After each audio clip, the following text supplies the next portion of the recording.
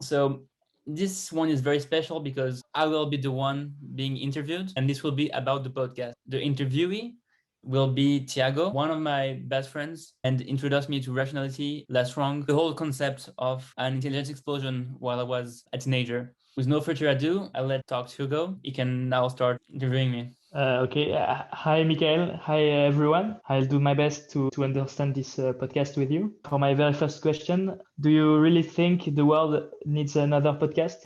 I think podcasts are targeted at general audiences. I don't know any podcast that is exactly about short AI timelines, which means AI that advances very rapidly. But if we don't have many years then before a singularity, is listening to podcasts the best use of our time? Even if there's no singularity now, this century, intelligence explosion might arise at some point before the end of the universe. So I think it's worth talking about it. No, for sure. But so, who are you, Michael, and what's your background? My background is mostly in mathematics. Why I'm interested in intelligence is because I used to play the game of Go. I got very excited about it. I spent 3 years playing Go all day long. I even went to Japan to play against professionals. I had Go teachers in France. And one of them was Fan Hui, the first professional to be beaten by AlphaGo. Lee Sedol was my favorite player because he was very aggressive. Remember when I was studying math and AlphaGo came around, everyone was like, oh, this is a funny game. For me, it was personal. It was my entire life that was beaten by AI. That's when I started reading more about AI, neural networks, reading about Kurzweil, singularity, Tim Urban. So wait, but why? From reading those, I kind of grasped the concept, but then I read Superintelligence by Nick Bostrom. Then I think in terms of background, I did a master's degree in AI. At the end of my degree, I actually went and worked in the Institute of Nick Bostrom about human level AI. I realized that it's very hard to answer meaningful questions without having an expert knowledge about it. So I decided to be an expert in reinforcement learning. So reinforcement learning is a subfield of deep learning about agents, which is very useful to think about human level AI. Right now, I'm working in deep learning, computer vision, where we identify bone fractures in medical images, so X-rays. My goal in the future is to have humans that live together with AIs and not just like be left behind. Oh, I hope you succeed so we can have many more episodes of this podcast. Now go on to the most important question of this interview. What's the name of your podcast and why? So this podcast is called superintelligence. No, it's not. It was supposed to be called this way, but now I've decided to call it the Inside View instead. Back to your program. For me, it's one of the most useful concepts when we think about the future because we don't really care about human level exactly. From Wikipedia, it says any intellect that greatly exceeds the cognitive performance of humans in virtually all domains of interest. I think but by that, in the book, it defines interest is what is economically relevant, a growth in GDP. Greatly exceeds, you can define it by 1 or 2 orders of magnitude. There is like another concept we could be talking about, which is AGI, so artificial general intelligence, which is very ill-defined. And when AI researchers are asked about that, they tend to have some negative emotions about it. And it's only about AI. But super intelligence is about intelligence. So it could be humans and AI, brain-computer interfaces, brain uploads, could be many things, but it's just the concept of having something smarter than us. Okay, I get it. And why did you choose that name? Why not call it the AGI podcast? And I think it's very badly understood by the community. Superintelligence is pretty well defined. I had another discussion recently with an employee of OpenAI about artificial general intelligence, and he gave me a definition, which was general intelligence is when we can automate 50% of knowledge work. He thinks that AGI would happen way sooner than superintelligence, years before. So if it's a definition where we can say anything we want, yeah, it's exactly. not a very cool definition. I think this one is more precise. I want to talk about the future where we're not the smartest species. That's the future I'm interested in. I'm not interested in a future where a bunch of AIs are automating human work. That's like 1 or 2 years ahead. I want to talk about 4, 5, 10 years. Or perhaps more, because as you stated, quite pessimistic or optimistic, depending on how you see it. I tend to think about what could happen if everything went super well. If everything went smoothly, growth in compute, number of papers published, code, and dollars invested in AI continue the same. I think it's pretty legitimate to think that there will be some significant advances this decade or century. You seem to think that it might come sooner than many people expect. No? At least that. In some way, yes. And I think what happens now is that if you're an AI scientist at a big research lab, Google, Facebook, Apple, if you say the thing, superintelligence is coming soon, you're being disrespected, because as a company, it's bad to be seen as someone crazy. So a lot of people censor themselves. So I want to give those people a space to talk about it. The few people I've seen talk about general intelligence are Max Hodak, so the CEO of Neuralink, CEO of OpenAI, so Sam Altman, Elon Musk, Carmack, CTO of Oculus. He said something like, there's 1% chance AGI being already here, but like secretly. He can do that because he's respected by everyone. But now let me nitpick because we've talked about those terms before. He's speaking about AGI, or he said AGI, so I don't really know what he means by that. My best guess would be, let's say, automating 50% of human work. He says that there's less than 1% chance that is already here, but secretly. And what do you think? It's a bit weird because I was asked recently what's the probability of having clones already. And you think about it, you're like, wait, if there are clones, then there is some big technology that I don't know about, and people are very secret, and we're living in the Truman Show, you know. Mm-hmm. So and they're like aliens, and so you need to put some probability on it. There can be also more plausibly like some clones in a lab in China or something like that. Sure. But then you can define clones as like someone who looks like you, or someone who will be atom by atom like you, or someone who will share your genome. Could be like a bunch of stem cells for research somewhere in a lab in China. If it's something that looks like you, I think we can do it, but it needs to like move, right? I believe a clone is just same genetic material. We've done it before for other animals, just for humans, not that I'm aware of. Okay, so I might have misunderstood the question. Where I was pointing at is, if we take genome and looks exactly like you, then it's AGI complete. There is this thing in computer science where we say NP complete for problems that are very hard to solve. Here, and by AGI complete, I mean problems that can only be solved by AGI, but still a bad definition because, as I said, AGI is poorly defined, but it will require something like a human level intelligence sped up. You can do whatever a human can do, but with the speed of a computer, then you can go very fast. I would suppose that if we had a clone atom by atom, there would already be something like super intelligent and that could reason faster than us about science. Having a secret lab doing AGI for me is the same about a secret lab having like atom by atom clones. It's something very weird, but you need to put some weight on it. And I think less than 1% is good. 1 in a million, maybe it's too low. So yeah, between those two. I would expect you'd say a high number. If we talk about super intelligence, I think it's less than 1%. If we talk about our definition for AGI now, yeah, that one. Maybe more than 1%. So or close to 1%. What about super intelligence in the next 10 years? I think it's pretty reasonable to expect something that can do human level tasks. And if we automate something like writing code or AI research on a computer clock much faster than a human brain, when we reach those things, we reach superintelligence directly. The question is when we reach like science, math.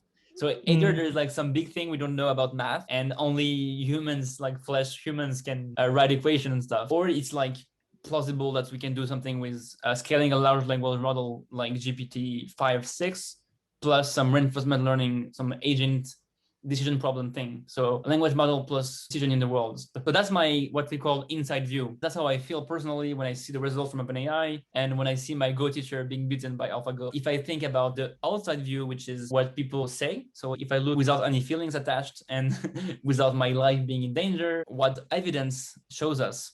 I think one report that is pretty well written is by Ajia Kotra on AI timelines. And she gives pretty good estimates and she explains why she gives those estimates. She gives distributions, different hypotheses, and she averaged those hypotheses. And I think, if I remember correctly, it's something like the average is something in 30 or 40 years. So I would say my outside view is something more like 30 or 40 years. 50% chance. She talks about transformative AI. In her paper is whenever humans are capable of creating an AI that can transform the economy, like industrial revolution. They have enough compute, if they have the algorithms. I remember this paper, but it was a less constraining definition than you have when you talk about superintelligence. All these questions were a build-up to the next one, which is if those researchers and you are right about AGI and that it's a more serious risk than it is commonly thought to be. Why are you right? And especially, and why is everyone else wrong? Multiple things happening. So there's, as I mentioned, censure. So people who are in the position to express themselves and have thought about it cannot say it publicly, because if they say it publicly, they look like someone insane. There's also a bias. The more you work on AI research, the more you see how complex those problems are, see how hard it is to make something detect objects in images. You struggle all day long to do those things. And then someone says, oh, it will be like human level in 2 years. The thing is, people is a crazy person, because most people who talk like that are not AI researchers. I was talking to some researcher at Stanford, told me like, oh, it's very funny to talk with you about those things, because in my lab, nobody talks about those. We're too concerned about our research. We don't have enough time to talk about it. I don't think they're wrong. It's mostly an approach about science. When you do science, you want to prove that things will happen. There's no way to reason as a scientist very precisely about those things. You need to make forecasts and extrapolation, and those are things that people don't like to do, extrapolate from curves. No, for sure. We saw how hard it was to convince people of climate change. So exactly, this one will be worse. In that context, you laid out what do you hope to achieve with this podcast. So you talked about a place for people to be able to talk freely. Yep. And what do you think could result from those conversations? Maybe people will talk more about it. So I want to enable people outside of this podcast to talk freely about it. Okay. To have something to reference, so they can just like, instead of just saying, oh, I have some private information about some crazy guy, they can just say, well, look at this interview with this established researcher, or here is some debate. You can see the pros and cons. Even think about a meta way, which is, as I said, the Stanford researcher wasn't even thinking about it because he was too busy working on research. So even if I call him and we talk about it for 2 hours, maybe that's the only 2 hours he will have to think about this problem, and maybe we'll shift his career. So even have people think alone by themselves about it. That's super important. But in the context of climate change, people talk about it all the time. There are many celebrities, even like Greta Thunberg, that specialize in talking about it. And it's a coordination problem. Nothing changes. Do you think having a public discussion on this topic will be different? There's more that can be achieved by a conversation? The usefulness of some podcast or conversation is how much it can change people's views or ways of seeing the world, which can lead to them taking actions that can change something. So the question is like, what are the actionable steps? What we can bring is a useful framework and good arguments. If people are able to reason more clearly about the future, then they might decide to change it. I think if anyone thinks enough about it, maybe they want to like maybe not have kids now. Even if we talk about automation and they realize that their job might be automated in 5 years, and they might change their career, right? Having some podcasts or YouTube videos, then it's easier for people to approach it. So there's this YouTuber, Robert Miles, who talks about AGI, and this guy has like 200K views. So there are like a lot of people watching his videos. I think it's very useful work, and I don't know how many people change their careers out of it, but I did. So I started off with reading some vulgarization from Wade Boitwai on AI, and that's I was studying in the engineering school, and I was not liking it at all. And when I read this blog, I left and went to Paris and started learning about AI. I think you can have a tremendous impact on people's lives. For sure. The answer I would have given myself is like most of the podcasts I listen, I listen because they are enjoyable and they don't particularly change my mind. I don't learn things new that are useful, but I like listening to them. I find them interesting and fascinating, and that's also a part of why we have conversations and why we listen to podcasts. I don't fully agree that it doesn't change your mind. So it appears that it didn't change your mind on a particular subject, but you did update on some evidence, right? So does everything else. That's not why I listen to them. If you listen to someone talk for an hour, you talk to people like 1 hour, maybe like 4 hours a day, you talk to people.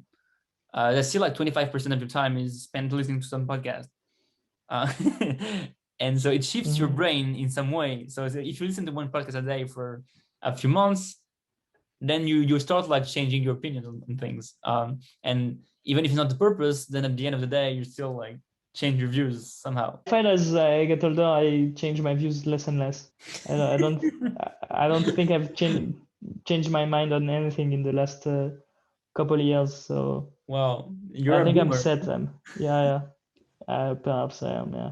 And now for the final part of this podcast, I'd like to talk about what you do on Twitter. And I saw you posted a cool question about GPT-4. Could you like very quickly explain what GPT-4 is, or will be, or might be, and what was the question, and what did you get out of it?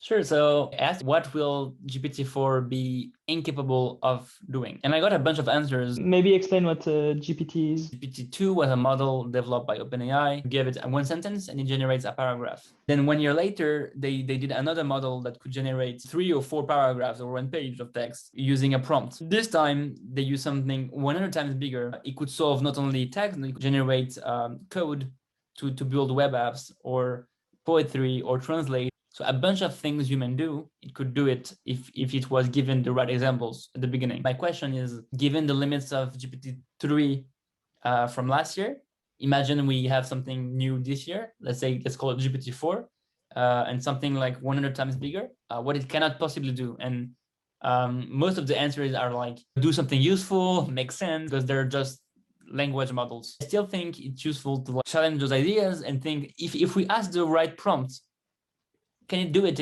with thousands of trillions, of compute? I myself used GPT-2 to write a few essays in college. In fact, I believe one of your most successful tweets was about that. I wanted to know, like, do you think we'd use GPT-4 for a PhD thesis? Oh, so you're thinking about starting a PhD now?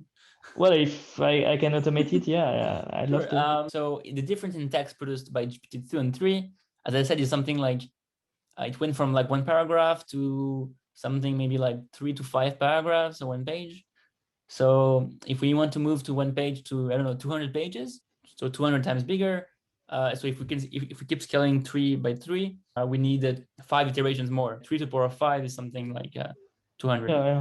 If it's every year, and your PhD in philosophy, you have 5 years, and at the end you just send it to GPT 8, and you'll be fine. But then the problem is you'll have some plausible text that is coherent in the like 200 pages. If you say something like, here is some example of what a PhD would look like, you give a paragraph or 2 paragraphs about some PhD like academic text. And so it understands what's like converting to PhD is, and then you can do it. But that's all prompt programming. Then there's another level, which is meta prompt programming. So prompt programming is what we do with GPT-3. We could expect that with GPT-4, we do another step ahead, which is asking for what inputs would produce some outputs. So we can ask, let's say I want to write a thesis and I need to write an introduction. So what would be a good prompt to give an introduction to the subject? And then it will give you the best prompt for his model. And then you give it the prompt, and you give it the prompt for introduction, for first part. So maybe you need to write a plan and like 1 sentence for each part of the plan, and tell him like what you think an introduction is and conclusion is, and at the end it generates a PhD. I think it seems plausible that you could write something coherent and win a lot of time from just doing it. But you're not confident that GPT will result in a superintelligence by itself? I think maybe somewhere in my mind, I believe that intelligence needs to have some agency. If you want something to exceed the human intelligence in any reasonable way in terms of economic importance, it should be able to like just move this mouse around. In a way, it can. Because it can speak to us. So give you the problem is not in a loop. It needs to like predict few steps and want to plan ahead. So he can make me move this mouse if he wants me to use this mouse for something. But what GPT-3 wants now is just say the most plausible sentence. Oh, yeah, I think you're right. But it could be like a part of bigger intelligence. There are many things to be done. I think the most essential ones are perception.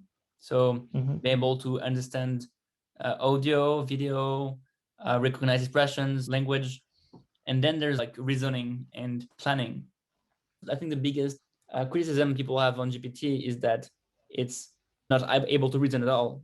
So if we ask him, if I take a rock and I throw it on the ground, where's the rock? And he says like, oh, the rock is in your hand. So he doesn't have common sense. He cannot reason like a baby would, or like a toddler could have common sense.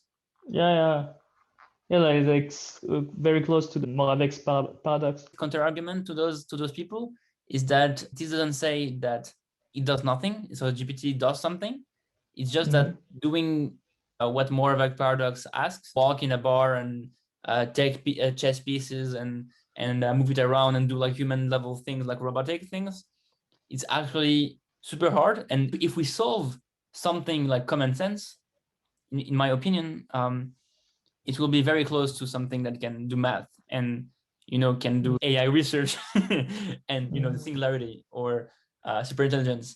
A close claim to say, oh, GPT cannot even have common sense, and say like, oh, GPT is not even superintelligence. For me, it's kind of the same claim. But there might be a way of like imagining that common sense is way easier than taking over the world. I think, as you've said earlier, if you can accelerate many times, perhaps many thousands of times the average intelligence, at the end you have something very competent. Let's say common sense is just like you have physics understanding, and you can predict where if the ball falls down and so on. It doesn't give you the tools we have, like the understanding of mathematics. If you try to explain Gödel's theorem to like a toddler, you will have a hard time. Yeah. Depends on the toddler. Yeah. No, you're right.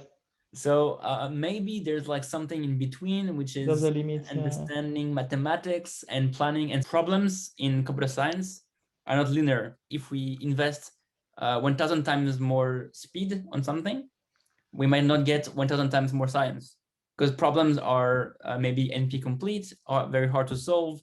So maybe you need exponential compute to solve, like the travelsman's problem, where you need to move on a graph and the put traveling your salesman. Amazon, and you need to put boxes everywhere. That's exponential. So like, even if you're very fast, even if you have common sense, you still need to like fight this complexity. Perhaps there's a quality to intelligence, that would mean that higher intelligence is not equivalent to lower intelligence accelerated. Another point I think people might think of is that we're not one agent, in terms of we're humans connected. We have cameras, social media, telephones. If an AI comes along, it's not about an AI being smarter than a human. It's like an AI being smarter than everyone else. Yeah. And maybe this claim is even higher. Is like, if you want to outsmart the entire world, take over or something, then maybe you need a bit more than common sense or like understanding math. You need something higher. Well, I would assume that the intelligence would not be adversarial from the start, so it would cooperate and use the infrastructure we have to its advantage. Sure. At least at first. So it needs to have the first kind of common sense and planning to be able to understand how humans work and understand how to lie, and send his software, like copy paste his software on all Amazon servers, so he can like survive forever. But in some sense, so the big disagreement here is between something called the treacherous turn, where it will like copy paste its software everywhere after cooperating for a while, and the view from Ben Golzel called sordid stumble, which is the moment a toddler becomes very angry and starts fighting his parents, is very small. He will stumble. So whenever we see an AI becoming malicious, we will obviously see it. The first lies, we will manage to like turn it off. Yeah. But yeah, the treacherous turn was a term coined by Bostrom in his book Superintelligence. It's not clear to me which of these views is true, but it seems that lying and planning is pretty hard to do. So whenever it reaches a level when it can lie and plan that way, 2 steps ahead, cooperate for 10 weeks, and then in 10 weeks copy paste. If it can do that, then humans would already know it's pretty smart. In the case of treacherous turn, on top of cooperating, it will not show how smart it is. It will pretend to be stupid, or at least the same level, and he might on his own, learn more about the world and become smarter and do stuff in the background. And so in appearance, it might be the same level or growing slowly, but in reality, it will be going super fast. So yeah, that's another thing in this scenario, which is pretty hard to plan. All of this is hard to plan. I think like we're approaching, we've done slightly more than an hour. I think it's a good length for this podcast. I think it was successful. Great. Yeah. See you.